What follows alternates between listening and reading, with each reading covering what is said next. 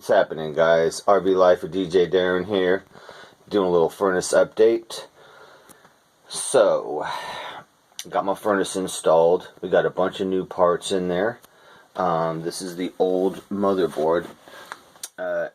My problem ended up being, I don't even think it was one of the switches. It was mainly just the motherboard stopped firing. So this is the old motherboard. Pretty cool. So this is 1988 RV. So this is 88 or before technology and whatnot. So that's my old one.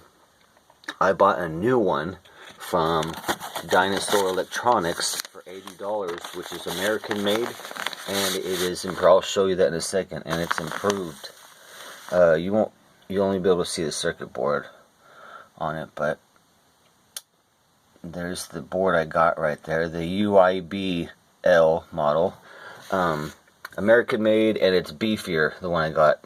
I'll show you that. It's on the other side, but you can only see the back side. It's glued inside the plastic case. But anyway, so I got that and a couple switches. So for about 110 bucks, I got the 3 switches that activate things and the motherboard. So all the activating parts are brand new. So instead of buying a $1,000 furnace, spent $110, and it's improved better than stock, because the new motherboard that I bought, that's the old one. The new one I bought is better than the old one. It's a lot better quality. It's heavier too. So we got that installed. I am installing the heating stuff. I rerouted some stuff, so I'm stopping it right there, and I'm rerouting it to right there. It's already done and put in there. And just bought a 25-foot roll of this stuff. And then I got this one.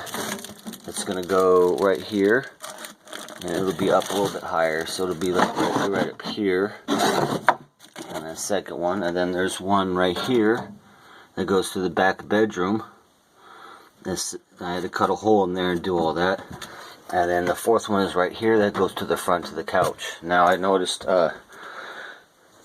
this was not installed correctly when I analyzed the schematics for it and whatnot, because I have all the paperwork for everything in the whole furnace manual. So the furnace manual, this thing produces a lot of heat, like 35,000 BTU.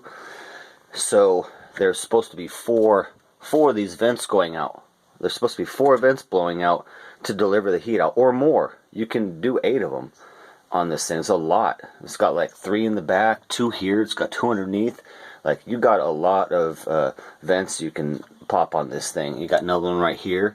So it's crazy. You got 3 in the back, 3 right here, 2 on the top, and 2 underneath. So you can go any direction you want, as many as you want. Now, the manual required 4 of these. There was only 3. So whoever installed this made a safety hazard. So you only have 3 of these pumping. So it's not able to exhaust the heat enough. So meaning this will get too hot. If you can't get the hot air, there's massive flame in there going inside a big metal pipe in there, and you need to get the heat out of there, right? You need the air needs to be blowing and blowing and getting the heat out. Now if you only have 3 of these, you just cut the entire airflow by 25%, and that's not good. So this is going to get all hot. So we fixed all that. Now I have four vents heating, and then they also have less turns. Every time you have a turn or 90-degree turn, it reduces the airflow by 50%. So every turn you make, right angle turn, in these little tubes cuts the airflow down. So I reduced that on the one going to the front. So instead of 4 or 5 turns, it only makes 2 turns on the way to the front. So basically, it can just move more air and blow my air, and definitely keep this thing cool. I put a base plate from Home Depot. This is a concrete, some special fireproof little drywall.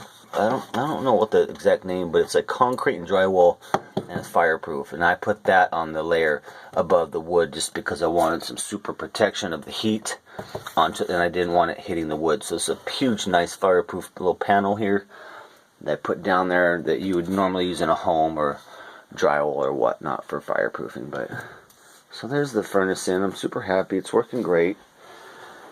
Come back here, you'll see the other tube coming back here. So there's the other tube ready to go, and that'll just sit right here. There'll be a wall right here. This is going to sit right here, exiting out, blowing into the bedroom. So I got nice equal balance. One right here, one coming out there, one right there, and then one coming out right there for heat. So pretty happy about that.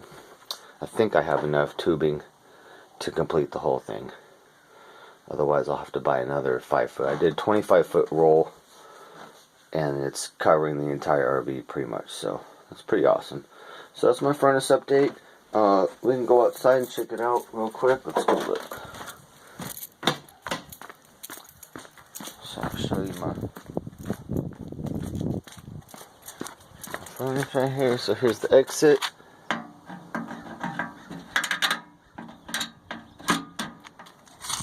Okay.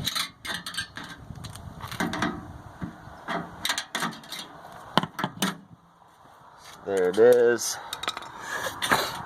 And I can undo this pin right here, pull this pin back, and then this whole thing comes out. It's just a thing that moves. So this is actually glued down. So my new motherboard's inside there, and then there's the post for the spark, which basically like a spark plug post. So my new motherboard is hidden inside there and glued inside there, so it never moves or nothing. And it's perfect. That was my favorite purchase, I think, of the whole RV. I love the new motherboard. And so we got a new switch here, a kill switch in case something happens on the power circuit. It stops all power, whatever, for safety.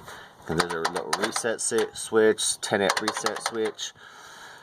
And the sail switch is brand new in there, and also the thermal switch. So all the switches are brand new, and this thing works perfect. So the only other thing would be a valve for the gas valve, but those are cheap if I ever need to replace that. But that one's good. And so basically all the guts of this are brand new, which is nice. For about $110, I got the new motherboard for $80, and each of the little sensors for like $10.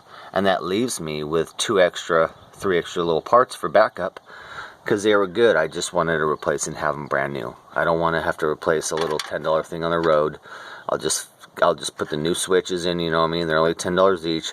Put them in so you're good on the road. You know they're brand new, and then you just keep them, the old ones, in a baggie in case any of them fail. But that's how you do it. So I had to do a furnace fix on the road, and it was lame. It was in Seattle. It was cold. So better just keep it running. So there you go, you guys. Furnace update. Almost done. We just got to keep routing the tubes, and then we'll be done. But it works great. Peace.